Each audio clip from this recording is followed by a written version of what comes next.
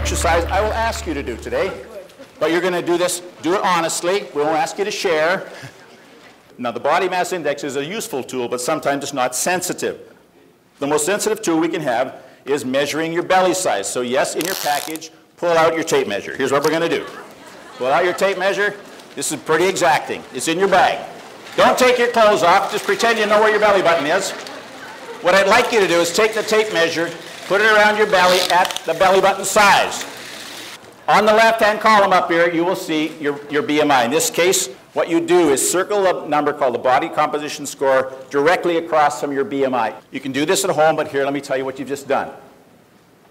In essence, you've done your own cardiac risk analysis. If your body composition score is 6 or less, the literature says that either now or in the next 10 years, you will develop diabetes. You will have high cholesterol and triglycerides. You will have high blood pressure, coronary heart disease, gallbladder disease, sleep apnea, certain cancers. What are the 3 commonest causes of death? Heart attack, stroke, and cancer of the colon. Okay, you know we're going to talk about exercise, right?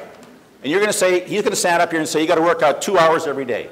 Here's the good news. I'm a bottom line kind of person. 150 minutes a week, however you want to do that. But there's 4 kinds of exercise you have to do to keep yourself well.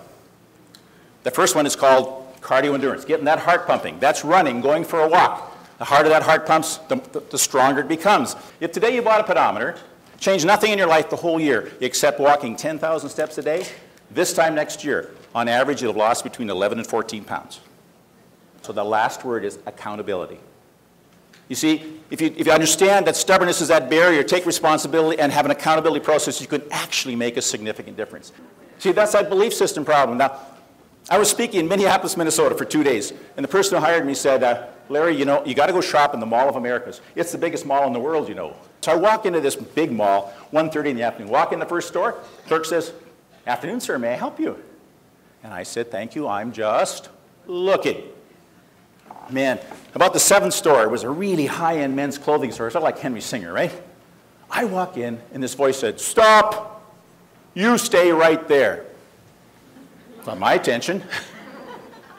This young lady came out with a blue cashmere sweater. She draped it over my shoulders. She stood back and she said, you have no idea how that sweater brings out the blue in your eyes. And I think I should give you a baseball bat when you buy this sweater to keep the women off. Well, you know what?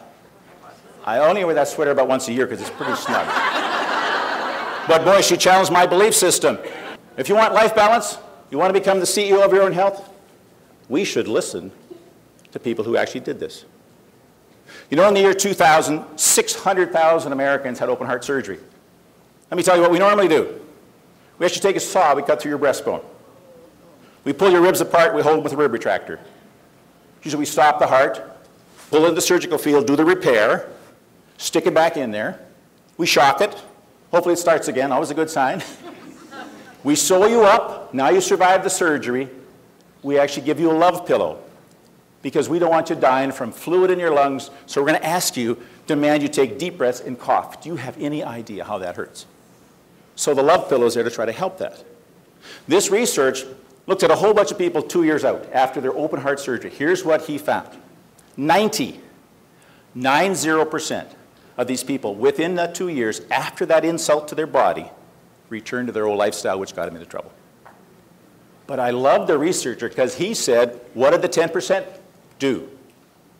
And here's how you can take control of your life. 5 things. I mean, work-life balance is not about things being perfect. It's about balancing.